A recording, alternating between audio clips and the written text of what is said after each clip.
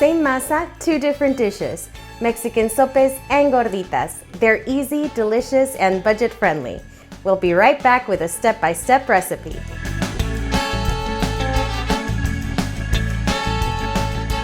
Hola amigos, welcome back to Tex-Mex at Home. Today we're making two Mexican classics, sopes and gorditas. In our last video located here, I learned from my tia Adriana how to make this traditional guiso, which we will use for today's recipe. Now let's get started.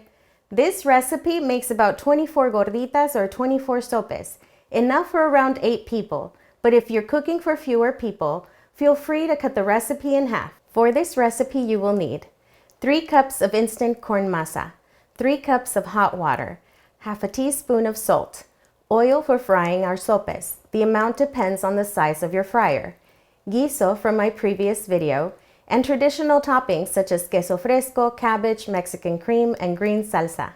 First, we're going to make the masa. This is the exact same masa for both the sopes and gorditas. Add 3 cups of instant corn masa and half a teaspoon of salt to a large bowl. Mix the salt in and then slowly pour in 2 cups of hot water while mixing. The 3rd cup of water goes even more slowly because we may not need all of it, or we might need a little more. We'll see once we finish kneading the masa. We keep amasando, that means kneading, until the masa comes together. In the end, your masa should feel soft, smooth, fully hydrated, and not sticky. If it sticks to your hands, add a little more dry masa. If it cracks, add a little bit more water, about a teaspoon at a time. Now that our masa is ready, I'm going to shape our gorditas and sopes. Grab a tortilla press and a small plastic food storage bag, but cut off the zipper and then cut down the side so it opens up completely. Now that we're ready to press, let's roll the masa into a ball. The ball should be smooth. If it has many cracks, it might need a little more water. Place the masa between 2 pieces of plastic, with one underneath and one on top, and then press. You want them to be about 1/4 of an inch thick.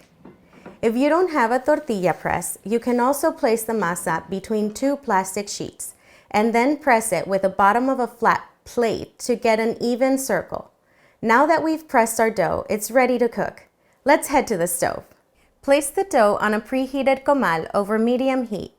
Make sure your comal is fully hot before placing the masa disc down. This helps it cook evenly. Place your masa down gently without breaking it and let it lightly cook on one side. Then flip it fully to cook on the other side. After that, I flip it one more time to finish cooking on the first side again. These look ready. I take them off the comal and let them cool for just a minute, warm enough to handle but not too cool, or they'll crack when I try to shape them or slice them.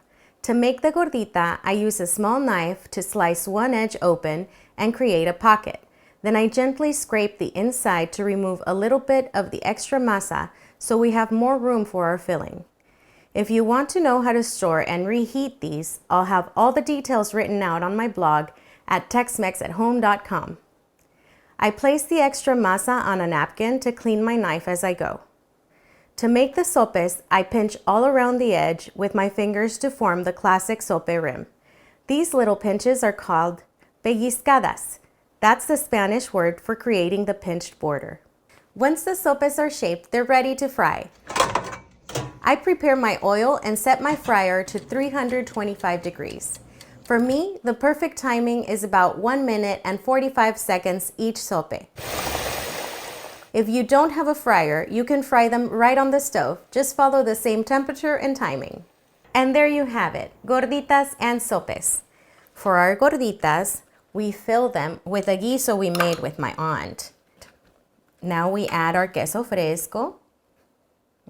This already looks delicious. And we add our salsa. And for our sopes, we also top it with the same guiso we made with my aunt. We can add cabbage to this one. We add queso fresco, Mexican cream, and salsa. And there's our sope. It looks delicious and tempting, so let me try it.